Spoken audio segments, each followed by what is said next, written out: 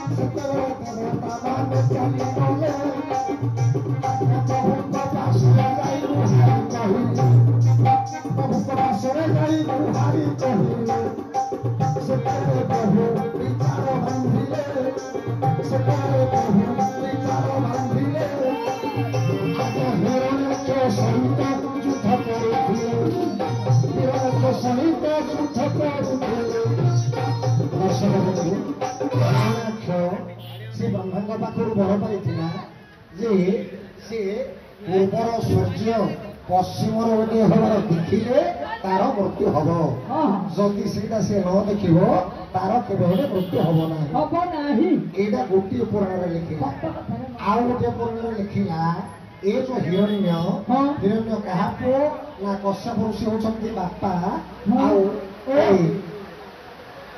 दीप्ति होती माँ माँकर स्तनरू सब से क्षीर पीऊ था किए से हिरण्याक्ष जिते युद्ध को जीव माँकर स्तन्यपान करके गले युद्धରେ जय कर मरबनी निश्चित भाव जय कर भगवान ए दीप्ति माँ को अनेक थर बुझे सृष्टि की रक्षा करने तमें माँ होकर जन्म हो तुम पुणी क्षीर दब सी जो क्षीर लगे माँ क्षीर देले क्षीर पीले सीना बल पड़ी आसूस भगवान कौन कले हिरण्याक्ष सहित युद्ध कर अनेक दिन युद्ध कले भय हिरण्याक्ष कौन कला तापुर प्रवेश कला से भगवान कौन कर सुपर वराह अवतार पातापुर को जाई हिरण सहित युद्ध कर दंताग्र पृथ्वी को मोरी देते पूर्व को पश्चिम पश्चिम को पूर्व कर देते देखे देखे हिरण्याक्ष पूर्वर सूर्य पूर्व पश्चिम देखा हिरण्याक्ष देखी तार मृत्यु होता तार सान भाई हूँ हिरण्य जिते ये भगवान कपट करी बड़ भाई को मारिदेले बोली हिरण्य कश्यप कौन कला सी ब्रह्मांड बड़े बलियान होई सी देवता मान निर्यातना देला किए से हिरण्य हिरण्य आउ तार राज्य घोषणा करदेला ଯିଏ ନେବ ମୋ ରାଜ୍ୟରେ ହରିନାମ ତା ମସ୍ତକ ମୁଁ ଛିନ୍ନ କରିଦେବି। ଆଉ ଆଜ୍ଞା ଋଷିମାନେ ମଧ୍ୟ ହରିନାମ ନେଇପାରିଲେ ନାହିଁ, ମନେ ମନେ ଭଗବାନଙ୍କୁ ସ୍ତୁତି କଲେ। ସେତେବେଳେ ଭଗବାନ କଣ କଲେ ନା ଏ ହିରଣ୍ୟର ସ୍ତ୍ରୀ ହେଉଛନ୍ତି କୟାଧୁ, ହିରଣ୍ୟର ସ୍ତ୍ରୀ ହେଉଛନ୍ତି କୟାଧୁ, ଅନ୍ୟ ନାମ ତାଙ୍କର ଲୀଳାବତୀ। ତାଙ୍କ ଗର୍ଭରେ ପ୍ରହ୍ଲାଦଙ୍କର ସ୍ଥିତି କରେଇଦେଲେ। ଯେ ଯୋଉ ପ୍ରହ୍ଲାଦ ଜନ୍ମଗ୍ରହଣ କଲେ ସେ ସଦାସର୍ବଦା ହରିନାମ ନେଇଛନ୍ତି। ଉଚ୍ଚାରଣ କଲେ ଆଜ୍ଞା ଯେତେବେଳେ ପ୍ରହ୍ଲାଦ ହରି ଜପିଲେ, ଯେତେବେଳେ ପ୍ରହ୍ଲାଦ ହରି ଜପିଲେ,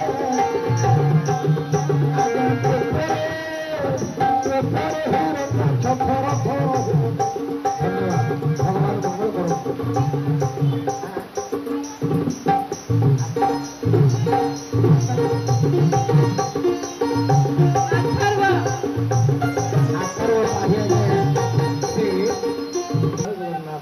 ପ୍ରଭୁ ତମର ମଙ୍ଗଳ ବିଧାନ କରନ୍ତୁ।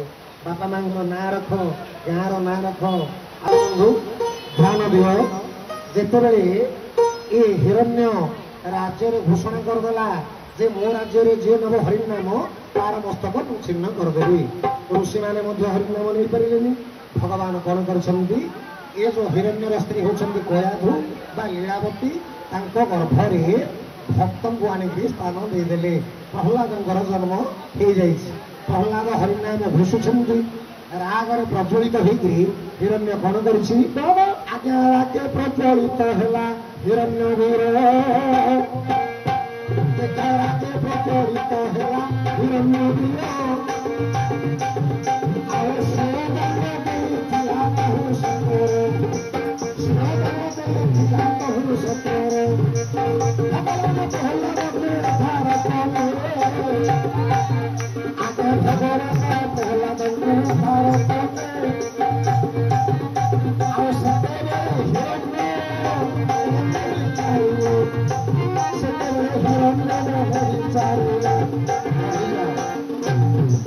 ଆଜ୍ଞା ପ୍ରଶ୍ନକର୍ତ୍ତା ଅଛନ୍ତି ତ?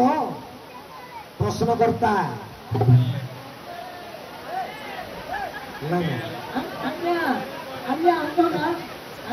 ଦେଖନ୍ତୁ, ଯେତେବେଳେ ହିରଣ୍ୟ କଶ୍ୟପ ଏ ପ୍ରହ୍ଲାଦଙ୍କୁ 16 ଦଣ୍ଡ ବିହିଲା, ଭଗବାନ ପ୍ରତ୍ୟେକ ଦଣ୍ଡରୁ ପ୍ରହ୍ଲାଦଙ୍କୁ ମୁକ୍ତ କରିଦେଲେ। ସେତେବେଳେ ହିରଣ୍ୟ ଭାବିଲା ଯେ ଆ ପାଖରେ ନିଶ୍ଚୟ ଗୋଟେ ଅଲୌକିକ ଶକ୍ତି କାମ କରୁଛି, ନହେଲେ ସେ ପ୍ରତ୍ୟେକ ଦଣ୍ଡରୁ ମୁକ୍ତି ପାଇଲେ କେମିତି? ତାପରେ ବାପ ଧନ କରିକିରି ପ୍ରହ୍ଲାଦଙ୍କୁ କୂଳକୁ ଆଣିଲେ। ସେ ହିରଣ୍ୟ କହିଲେ, ବାପରେ ଅନେକ ଦିନ ହେଲା ତୋର ସେ ନାରାୟଣଙ୍କୁ ମୁଁ ଖୋଜୁଛି, ସ୍ୱର୍ଗ ମର୍ତ୍ତ୍ୟ ପାତାଳ 3 ପୁର ବୁଲିଲି, ସେ ମତେ କୋଉଠି ଦେଖା ଦଉନାହାନ୍ତି। ତୋତେ ଯଦି ସେ ଭଗବାନ ଆସିକି ରକ୍ଷା କରୁଛନ୍ତି, ସେ ଭଗବାନ କୋଉଠି ଅଛନ୍ତି ମତେ ଦେଖେଇ ପାରିବୁ? ଏଇଠି ନାରାୟଣ ଅଛନ୍ତି। ପ୍ରହ୍ଲାଦ କହିଲେ, ହେ ଜନକ, ହେ ପିତା, ମୋ ପ୍ରଭୁ ଯତ୍ର ତତ୍ର ବିଦ୍ୟମାନ, ପ୍ରତ୍ୟେକ ସ୍ଥାନରେ ମୋ ପ୍ରଭୁ ଅଛନ୍ତି। ଯୋଉଠି ଡାକିଲେ ମୁଁ ସେଇଠି ମତେ ଦର୍ଶନ ଦଉଛନ୍ତି। ହେଲେ ଏ କଥା କହିବାରୁ ହିରଣ୍ୟ ଭାବିଲା, ଏତେ ଜ୍ଞାନୀ ହେଲେ ମଧ୍ୟ, ଏତେ ଅଲୌକିକ ଶକ୍ତି ଥିଲେ ମଧ୍ୟ ସେ ଗୋଟେ ପିଲା ଲୋକ। ଯାହା ହଉ ଶେଷରେ ଗୋଟେ ଭଲ କଥାଟେ କହିଲା। ସବୁ ସ୍ଥାନରେ ଅଛି ବୋଲିକିରି କହିଲା। ମୁଁ ଆକୁ ଗୋଟେ ଠାସ ରଖିକି ପଚାରିବି। କହିଲେ, ପ୍ରହ୍ଲାଦ, ତୁ ତ କହିଲୁ ସବୁ ସ୍ଥାନରେ ତୋ ପ୍ରଭୁ ଅଛନ୍ତି, ଏ ସ୍ତମ୍ଭରେ ତୋ ପ୍ରଭୁ ବିଦ୍ୟମାନ କରିପାରିବେ? ଏ ସ୍ତମ୍ଭରେ ଅଛନ୍ତି? ଆଜ୍ଞା ସେତେବେଳେ ହିରଣ୍ୟ ଠୋ ଠୋ ହେଇକିରି ହସେଇଲା। ମନେ ମନେ ଭାବିଲା, ମୁଁ ତ ଏ ସ୍ତମ୍ଭଟାକୁ ତିଆର କରିଛି, ଏଇଠି ଆଉ ତା ପ୍ରଭୁ କୁଆଡୁ ଆସିବେ? ଏଇଟାକୁ ଯଦି ବାଡେଇକିରି ମୁଁ ଗୁଣ୍ଡ କରିଦେବି, ଆର ଭ୍ରମଟା ତୁଟିଯିବ, ଆଉ ସେ ଭଗବାନଙ୍କୁ ଡାକିବନି। ଠୋ ଠୋ ହେଇକିରି ହସିଲା। ଯାହା ହଉ ଶେଷ ପର୍ଯ୍ୟାୟରେ ପ୍ରହ୍ଲାଦ ଗୋଟେ ଭଲ କଥାଟେ କହିଲା। ପ୍ରହ୍ଲାଦକୁ ପରାସ୍ତ କରିବାର ଶକ୍ତି ମୋର ଆସିଗଲା। ଆଜ୍ଞା ଏହା ଭାବି ହିରଣ୍ୟ ହରସ ହୋଇଲା, ହିରଣ୍ୟ ହରସ ହୋଇଲା। ଦେଖ ବୁଲାଇ ବୁଲାଇ ଗୋଟା ମହାର କଲା, ବୁଲାଇ ବୁଲାଇ ଗୋଟା ମହାର କଲା। ଆଜ୍ଞା ସ୍ତମ୍ଭରେ ଗୋଟା ବାଜିର, ସ୍ତମ୍ଭ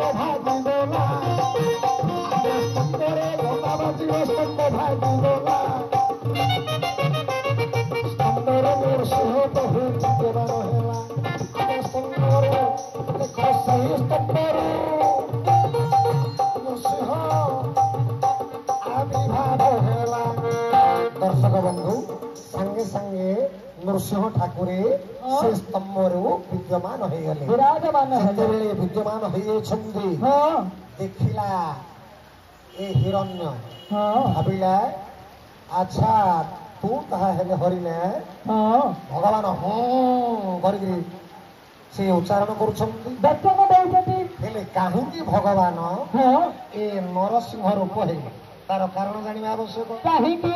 ଏ ଯୋଉ ବ୍ରହ୍ମାଙ୍କ ପାଖରୁ ବର ପାଇଥିଲା ହିରଣ୍ୟ ହଁ ଦିନରେ ମରିବିନି କି ରାତ୍ର ମରିବିନି। କରିବିନି। ତାପରେ ସେ କଣ କହିଛି ହଁ। ନା ସ୍ଥଳରେ ମରିବିନି ତଳେ ମରିବିନି କି ଉପରେ ମରିବିନି। କି ପାତାଳେ ମରିବି ଦେଖନ୍ତୁ କୌଣସି ଅସ୍ତ୍ରଶସ୍ତ୍ର ମତେ କାମ କରିବନି। ନାହିଁ। କୌଣସି ଦେବତା ହାତରେ ମୋର ମୃତ୍ୟୁ ହବନି। ଦାନବ ବ୍ରହ୍ମା ଯୋଉ ସୃଷ୍ଟି କରିଛନ୍ତି ସେ ଜୀବମାନଙ୍କ ପାଖରେ ମୋର ମୃତ୍ୟୁ ହବନି।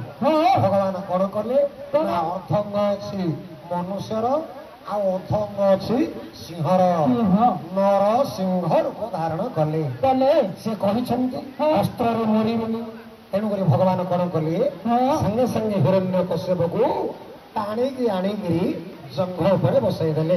ଯେତେବେଳେ ଜଙ୍ଘ ଉପରେ ବସେଇ ଦେଇଛନ୍ତି ରାଗରେ ପ୍ରଜ୍ୱଳିତ ହେଇକିରି ନୃସିଂହ ଠାକୁର କଣ କଲେ ଆଜ୍ଞା ସାଙ୍ଗେ ସାଙ୍ଗେ ତାର ପେଟକୁ ନଖଘାତ କରିକି ଚିରି ଦେଲେ।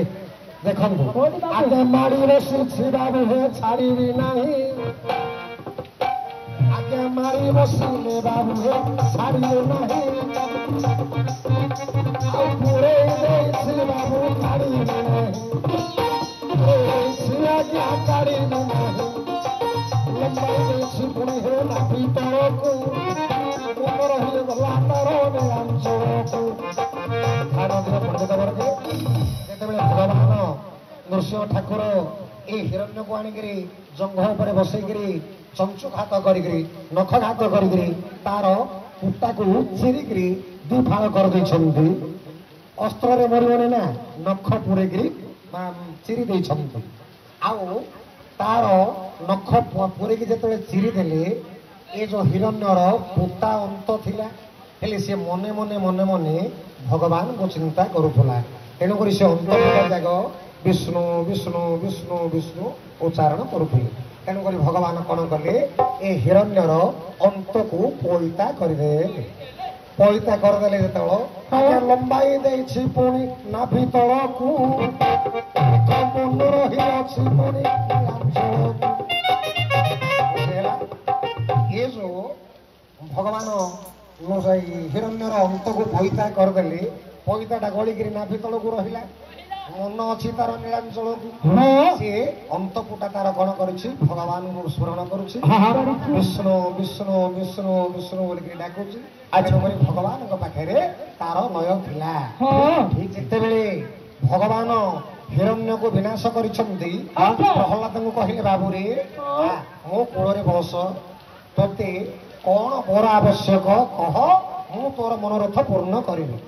ସେତେବେଳେ ପ୍ରହ୍ଲାଦ କହିଲା ହେ ପ୍ରଭୁ ମୁଁ ଆଉ କି ବର ମାଗିବି। ମୋ ବାପାଙ୍କୁ ଆପଣ ଯେମିତି ଜଙ୍ଘରେ ଧରିଛନ୍ତି ସଦା ସର୍ବଦା ଏ ରୂପରେ ବିଦ୍ୟମାନ ହୁଅନ୍ତୁ। ଆଜ୍ଞା ନୃସିଂହ ଠାକୁର ଯୋଉଠି ଅଛନ୍ତି ହିରଣ୍ୟକୁ ଜଙ୍ଘରେ ଧରିଛନ୍ତି। ଯେମିତି ପିତାଳି ଥିଲେ ସେ